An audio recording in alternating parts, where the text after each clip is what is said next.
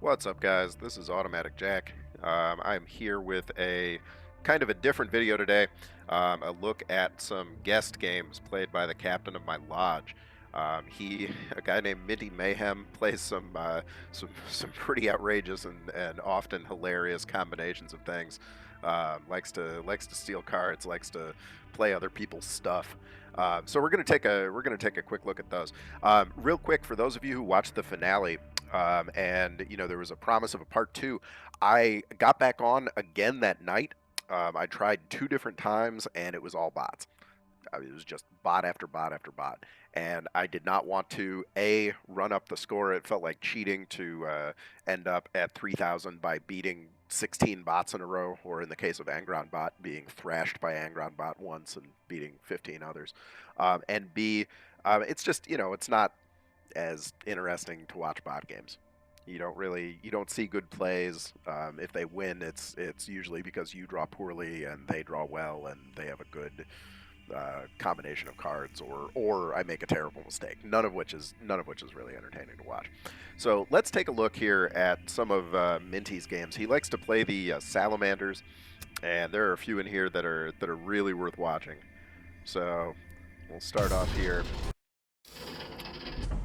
In this one, Minty is taking on a dude who is very highly ranked. This guy, I think, was maybe 25th in the world last season, which is awesome. So Minty is playing as our guy Nomus. So Nomus starts with Survivor and has kind of an odd mechanic. He gives himself +1 and Frontline when he plays Teachings. Teachings are Salamander-specific tactics. And then he has the same power as Horus. Actually, he just draws a card for 2. Alright. So, if you're not familiar with the Salamanders, they're big mechanics. You can check out my Salamanders campaign. I don't really have enough cards to play them. But they're a strong faction. They have a lot of Survivor, and they have a lot of Sacrifice. And as we know, Sacrifice triggers both when the unit actually dies and when it dies and gets brought back by Survivor. So potentially some of these troops can be sacrificed multiple times, as we just see happen here with this Roshan squad. Alright. Minty's got out Rastan, which is a very, very strong troop. Excellent sacrifice ability, 2 damage to all. And it's a 3/3 Survivor 3 for 4. I mean, either of those would be pretty close by itself. The combination of the two of them is horrific. I mean, that's a very, very powerful card. So is Melgator, though. Melgator, if you're newer to the game, you may look at this and be like, why is this good? It's a 1/3. It doesn't actually destroy the troop, it just takes it off the board. The thing is, though, it burns the energy no matter what. It makes it a dead turn. I mean, you can take a Frontline off the board and swing past it. You can take a card that was made cheap by a draw effect and put it back in the hand for full price. There's a lot of things that you can do with Melgator. Melgator also works really well with the Night Lords, because you can reduce the attack. He can only do it to cards that have 4 or less attack. So you can take a 6 attack troop, drop it by 2, and then Melgator it back into the hand. Melgator is a really, really good card, kind of soft removal. Alright, so the game plan here seems to be put out a lot of troops with Survivor and Sacrifice and slam the face. And so far it is definitely working. Fire knows not of mercy. And we also see DSATs absolutely failed to connect there. I think that was a DSATs, wasn't it? Yeah, DSATs absolutely failed to connect there and not even trigger this guy's Survivor, which is pretty brutal. Pretty brutal.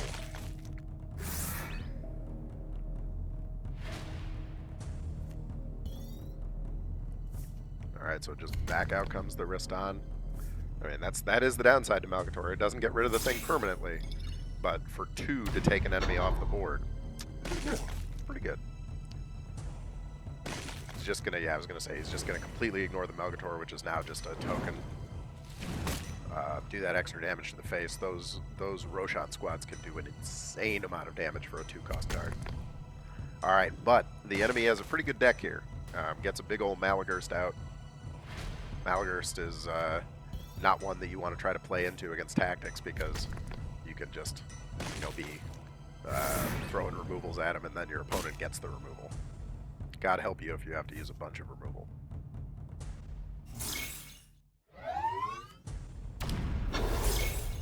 Teachings do count as tactics, however, so it does affect our boy here when he plays a teaching into Malagars being on the board. Alright, so Chariot comes out, drops this guy into Survivor, but the Dreadnought is already in a pretty dangerous position here, where he's going to be able to... Horus is having a very hard time building a board, and which is common against Salamanders because they have all those troops that just keep surviving and whacking you. And he's already got the Survivor, and he's going to be able to do more damage on top of that. Another Rastan comes out. That's at least the third time Rastan has been played, even though one was played twice. And those teachings are powerful. I mean, heal and trigger sacrifice does a lot of work. So we see that was a pretty dominant game from our boy Minty. Nice work. Let's take a look at another one of these. All right, this lodge is Gazkul's Gits, and we are a rowdy pirate crew. Perhaps not the top lodge in the game, possibly not even the third best, but it's a lot of fun. Great people. They taught me a lot, and just fun to hang out with. All right, so here we go, playing Salamanders again. We see we've got one teaching up. He mulligans, in my opinion, very wisely. Ours is the better way. And is this time playing a Guilliman. Guilliman here is right at Terra. This could have been post-season reset. I'm not sure, I didn't look at when it was posted, but likely around season reset.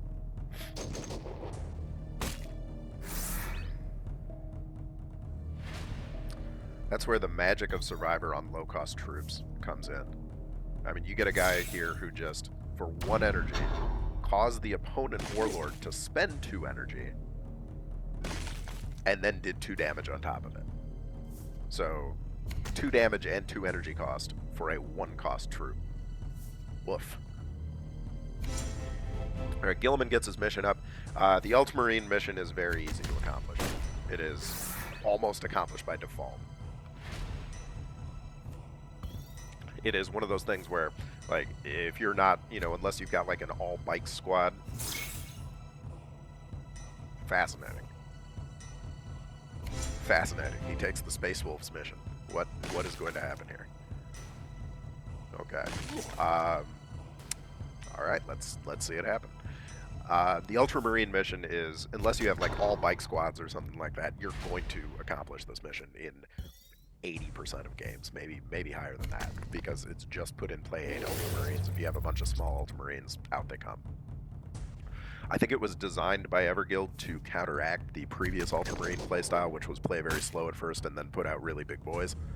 As we can see here, turn 5, he's got 2 ticks on it off, and he played it, I think, not on his first turn. I think he played it second turn, maybe. More Sorkar Hunters coming out. He's gonna play the counterattack, not gonna play the counterattack. Okay. Makes sense. Probably want to save that until you got a bigger board.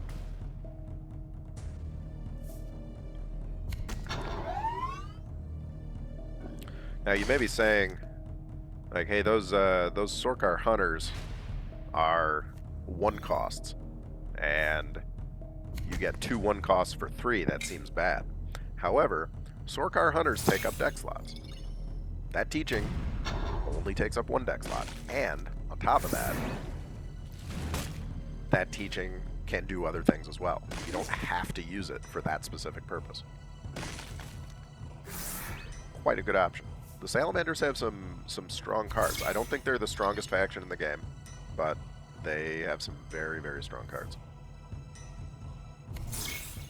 I would be hard-pressed to say who is the strongest faction in the game right now, other than maybe Ravengard.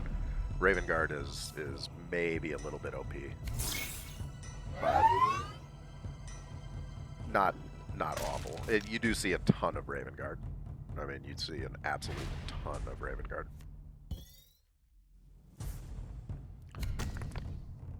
Alright, to be honest, it is not looking good for our boy Minty here. He is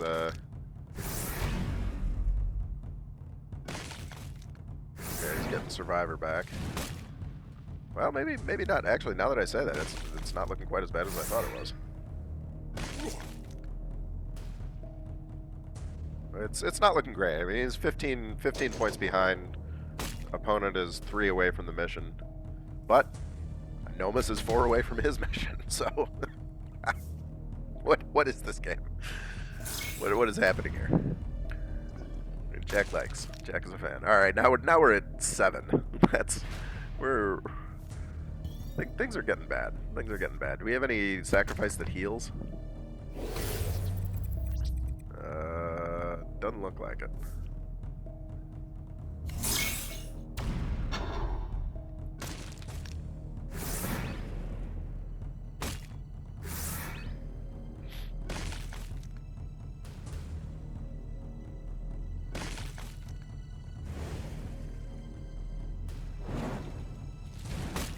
Gilman's getting burned down, but there's still a long, long road.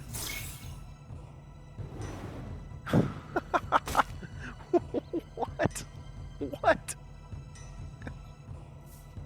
What is this? Okay, so he accomplishes the mission. Will it be enough? He does not have a... take out a 6-12. I mean, he does have Survivor. He does have Survivor. I forget that. That's...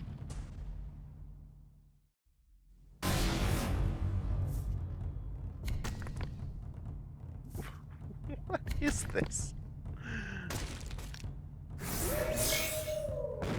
Oh my god.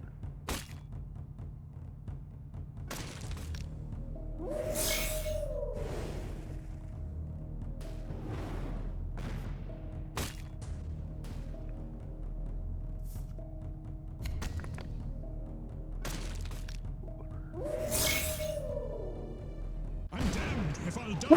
What? What is this game? Oh my god, that's amazing. Oh my god. Top tier. Top tier. Thank you for sharing that. Folks, when you have great games like this, post them in your lodge. Let your friends see it. That is ridiculous. Oh my god. Oh, whoops. Oh, and also sometimes you accidentally share terrible crate rewards. That's... Oh yeah, he says I did the entire whoop. Yeah, yes, you did, sir. Yes, you did. All right. Well, I guess I did just accidentally post his Discord for the 12 people that watch this. I just kid. There are 36 of you who are subscribed now. That is awesome, by the way. I am super pumped about that. We are. I did not expect to be at like 10 subscribers after a year. I did not know many people would be watching videos about this game to begin with. But it is amazing to see people coming and being active, liking, commenting, subscribing. It's all fantastic. I did not think that I would sound like a YouTuber immediately. Now I suppose I am. So there it is. It is what it is. Okay, so we see Tacitus Proctor a fair amount in my games. Proctor always struggles against the kind of decks that I play because tempo decks like Sanguinius are, I mean, really, really good against something that generates 1/1s. Like, they're just going to get wiped out. On top of that, like when I was playing Ruinstorm, you know, a lot of my mechanics relied on killing enemy troops, and a 1/1 is the best possible enemy troop. Maybe a 0/1, but I don't know any of those.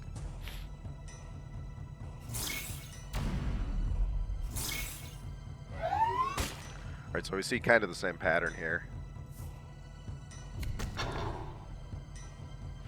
What? Oh, that was a critical misplay. That was a critical misplay. He is going to lose this relentlessly, and he chose not to swing with it. Okay, well that was a bad mistake on his part.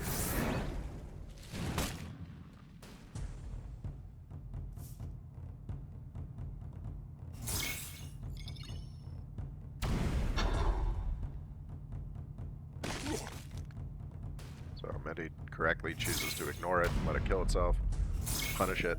Now we're up to Survivor 8 on the Warlord, And we got Survivor back on the Roshan squad, which is just going to continue to just print damage out. These things are damage factories. I mean, the combination of these two cards for 5 energy, I mean, you have just an infinite source of damage going to phase.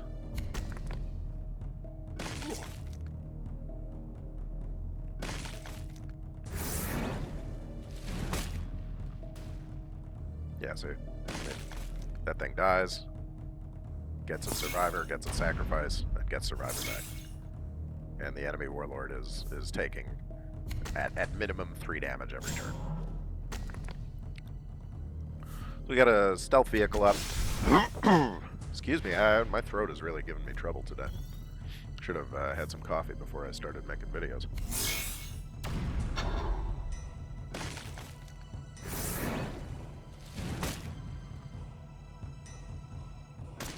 Alright, this is basically the game. I mean,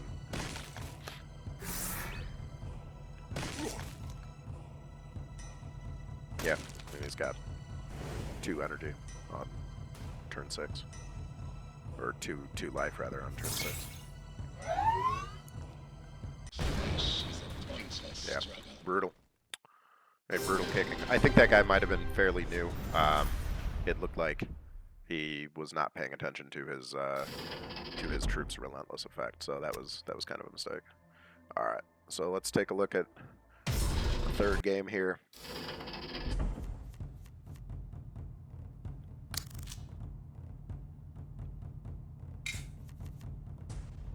The flames of war Starts are off pretty ablaze. strong. Got the Xavier, got the crucial choice. Just needs something for Xavier to boost. Playing against an Amon. Got a guy who's in kind of mid-Mars. That's Amon, right? Oh no, that's Araskin Nassau.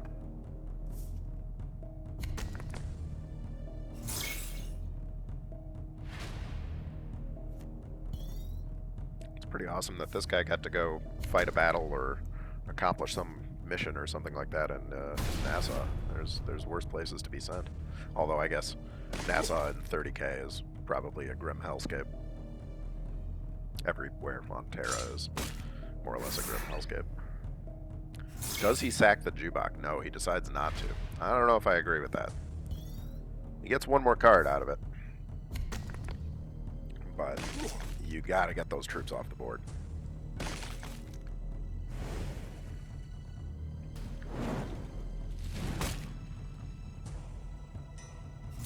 That might have been a mistake from Minty. I think it might have been worth it to actually save that and just get the survivor. Maybe not though. Maybe not. I don't play Sally's. It's not the least played faction. I know at least a little about them, but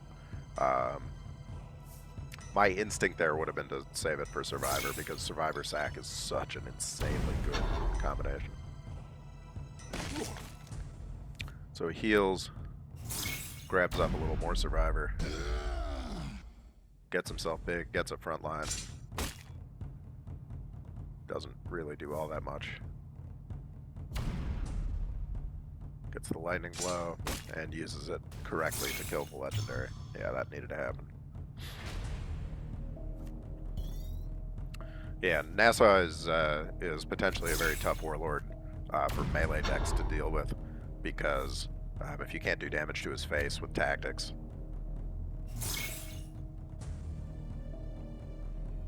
you're going to end up not being able to punch him because he's going to pick off something small like that.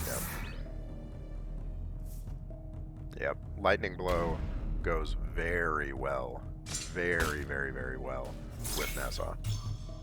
The fact that you can get that basically for 4 energy, you can get 4 damage out and then get precog up off of it. That's good. That's good.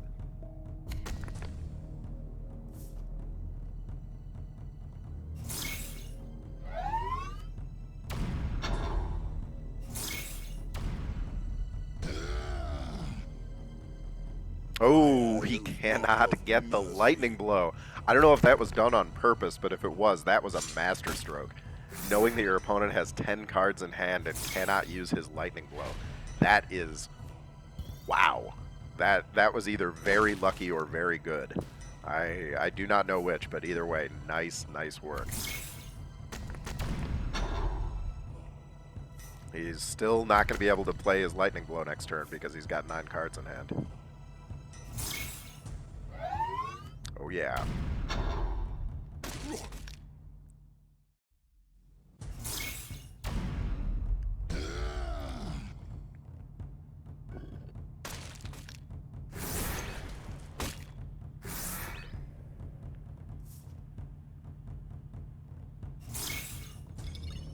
Man, Jubak, turns out, stole 2 very good cards. Maybe that's why he kept Jubak, because Jubak was doing amazing work for him.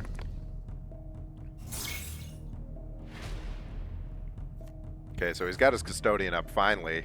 Finally, time to stop drawing cards and be able to create the Lightning Blows.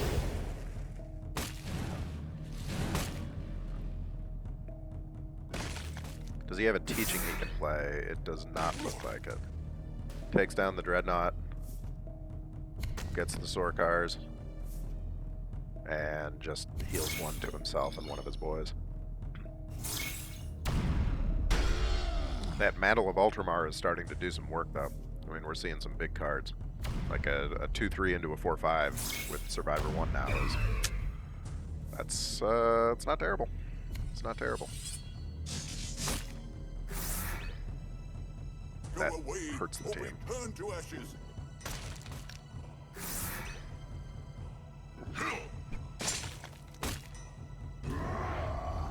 Is it do your attack damage? No, he has first strike, that's why. Also has first strike. Yeah, I think custodies are pretty mediocre right now in the game. But this guy seems to be doing okay with it. I mean, custodies are definitely on the low end of the meta. I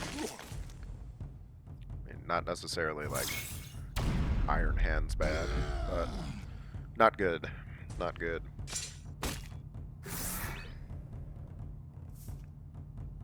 Iron Hands and Iron Warriors, I think, are in a pretty bad place. Honestly, I don't think the Iron Warriors got helped all that much by the patch. I don't play either faction. I know that Santar does well for the Iron Hands at high level, but outside of that,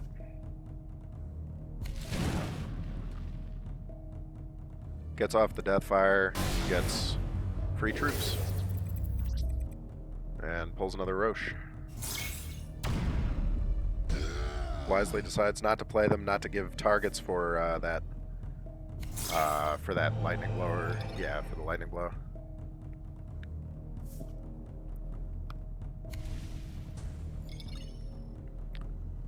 Long game here. Apotheosis comes up.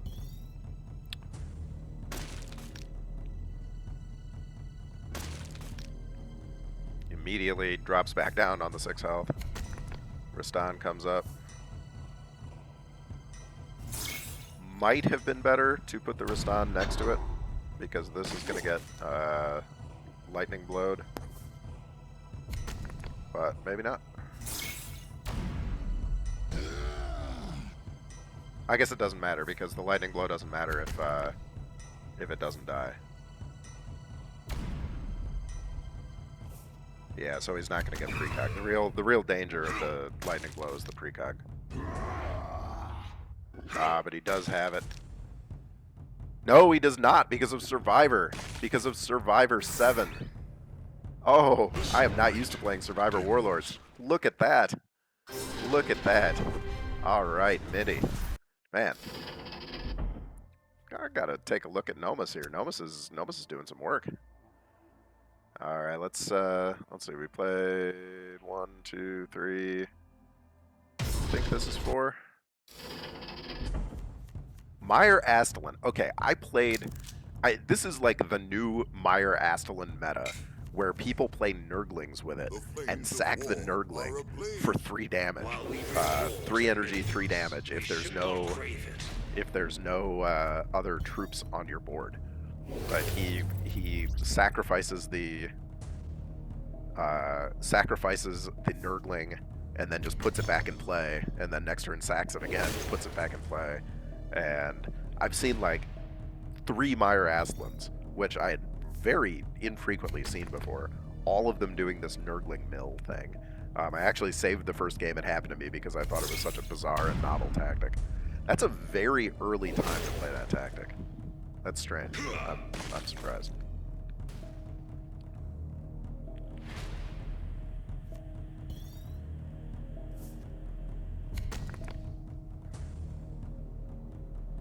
Rastan coming out to work.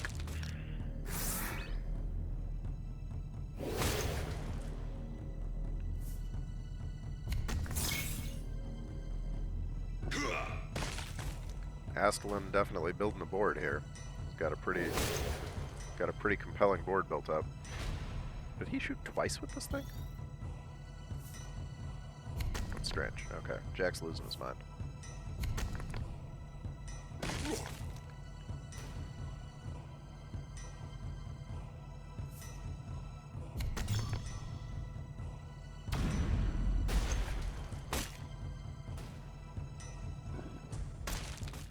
There's that power sacrificing. He does hit the face. He was probably hoping not to hit the face. He was probably hoping to hit one of these. But you can't always get what you want.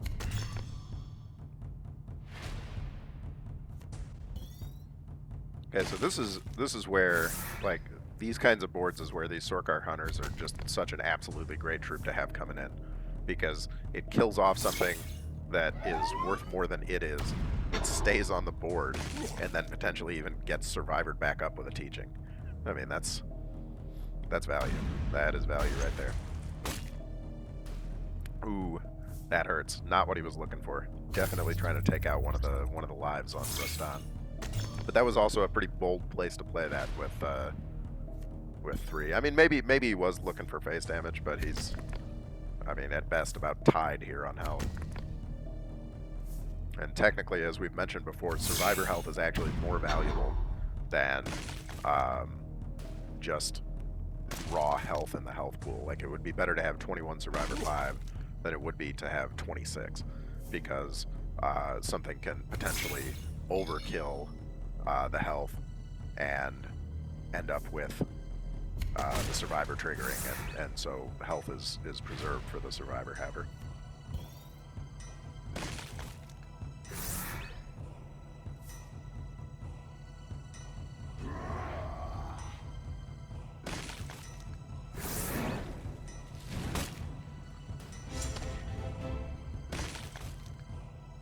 Alright, pretty brutal there. Man, that's a nice use of that tactic on that Roche squad. Look at all this damage coming out. Look at that swing. Look at that swing. That guy was in the 20s.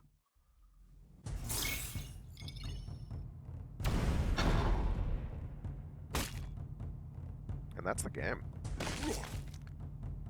Man, what a swing. Very damaging. Very damaging. Yeah, Nomus apparently can get some work done, especially because those Salamander teachings are quite good now. The old Salamander teachings were hot trash.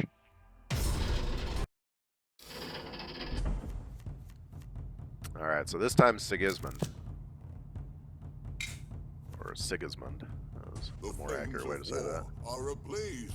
In the far future, there will be only war. This guy's going for his frontline mission. The fists tend to have a lot of frontline in their normal play, and with Bastion you can kind of preserve them, keep them on the board, and so the fist mission is really only, I mean, it's a fairly small requirement. 5 instances of having a frontliner up when your turn starts. It's not unattainable, certainly, for a faction that can put up beefy frontline, or multiple frontline in the case of some troops, or frontline that stuns, or frontline that buffs itself, and all kinds of really powerful frontline, and then potentially Bastion on top of that.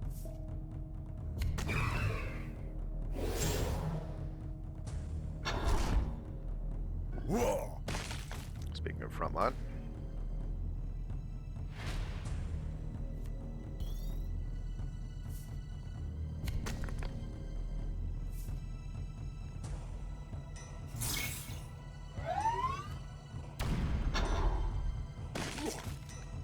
Okay, Survivor 1 and he does chip away a little bit at this frontliner. Now the front line is big. Wow, what? Why would he not swing there? He clearly saw that it was going to die. That, okay, yeah. Should have at the very minimum done the 5 in the face. I mean, or potentially even, you know, knocked off one of the instances of Survivor so you don't have to deal with it twice. I don't know, but yeah, he missed the opportunity to go to the face there. Alright, speaking of the front lines that clone themselves, let's see how this does. How do you guys feel about the mission mechanic? Do you like it? Do you feel like it's a good addition to the game? Do you feel like it's changed the way you play at all? So far, I'm playing factions other than Blood Angels. I don't have the Blood Angels mission, whatever it is, and Ruinstorm doesn't have a mission. We are the redheaded stepchildren. Apologies to any redheaded stepchildren out there, an archaic expression. Of the Horus Heresy legions, we get the weird stuff. So we did not get a mission for the old Ruinstorm.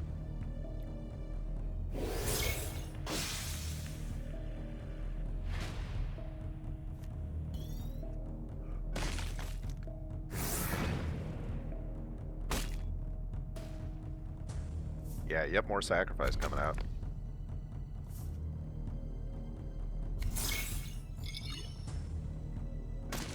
And a very good use of that counterattack.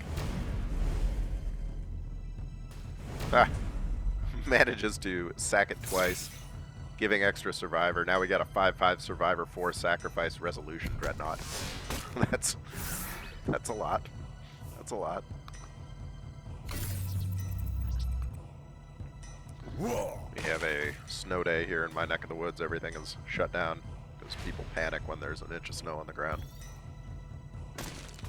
I grew up in the frozen north where it was common to get a foot or more, and not used to this. Not used to traffic being completely shut down when everything goes just onto 1 or 2 inches. Okay, well, with 2 applications of that tactic, we've thrown out 8 damage and then just smashed him in the face. All right, so there's some dominant games from MintyMayhem, playing that Nomus Raitan deck. Let me know in the comments what you guys think. If you want to see any more weird featured games, I have some in my battle log. I was playing a couple games with Kabanda. Can't talk Kabanda. I'm trying to make Ingathel work. You can see that it was inconsistent. But we did get some victories with the Ingathel games. Couple of them pretty decent. So we're trying to figure out what to do for next season. Right now, my card collection is very small for my Sigillite. Unfortunately, I have Melgator now, but these are all the Sigillite cards I have. I have 2 single epics. I have a couple of single other things, and I've got some doubles of commons. Not a lot. Errant Neophyte is a good card. I see that played a lot. That's a decent one, but don't have a ton to work with here. So let me know if you are looking at this collection and you're like, oh man, Jack, you could put a great deck together from this. Just add this and this and this. Okay, by all means. Suggestions for neutrals to add to my Melgator deck. I would love to get Melgator working. I think I'm going to tool around with him a little bit later today and see if I can do anything at all. But that will be a major shift in playstyle. I've not really played these weird decks like that. But for right now, that is what we've got. I'm going to go back to the Kabanda grind for a little while here. Thank you very much for checking out the video. If you have not done so, please throw me a like or a subscribe. I'd love to see it. And I will see you guys in the future for our next video. Take care.